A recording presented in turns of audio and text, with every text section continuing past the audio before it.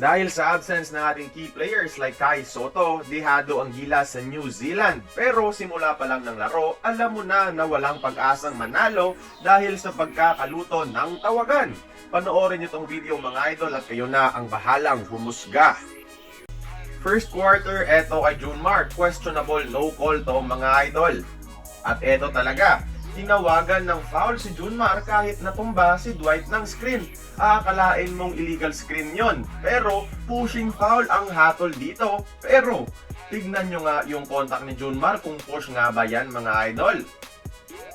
Tapos dito pa, nice roll by Junmar pero kinain ng defender ang airspace niya.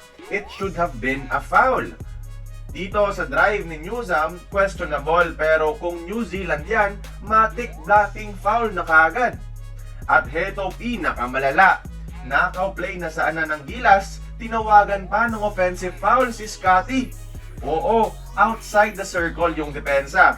Pero para matawagan ng charge yan, dapat both feet are planted on the ground.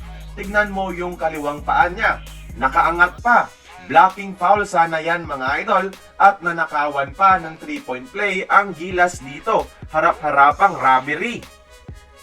Heto pa, scramble play traveling. Tingnan nyo, i-replay nyo kung ilang steps yan mga idol. Heto rin, kung New Zealand gumawa nito, play on lang. Pero kung Gilas, automatic blocking foul na kagad. Hay nako talaga. Dito pa, same questionable din kanina na makukuha ng New Zealand and this led to a 3-point play. At heto, drive ng New Zealand player. Check nyo ang steps niya. I-replay nyo kung di nga ba traveling yan. Para sa akin, what a wonderful journey na yan eh. This led to a basket ha? At heto pa, klarong-klaro reach in pero no call dahil Gilas ang tumira.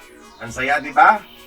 Marami pa yan sa second half mga idol na nangyayari pero first half pa lang patay na ang momentum ng Gilas dahil sa mga no calls na ito. Oo, admittedly, klarong-klaro marami tayong lapses defensively at talagang better team ang New Zealand. Pero may mga times kasi na humahabol tayo pero pinapatay ng mga questionable officiating na ito ang ating momentum. Lugi na nga tayo pero sana man lang lumaban ng patas ang home team. Pati crowd nahahalata at nagbubuna sa mga tawag. Pero if this tells us anything mga idol, dapat mga tayong matuwa dahil sobrang napahiya ang New Zealand sa Gilas last window to the point na umabot na sila sa ganitong desperadong paraan. Kaya kayo mga idol, tingin nyo, luto nga ba ang ginawa ng New Zealand sa Gilas? Kayo na ang bahalang humusga at ipahiwating nyo yan sa ating comment section.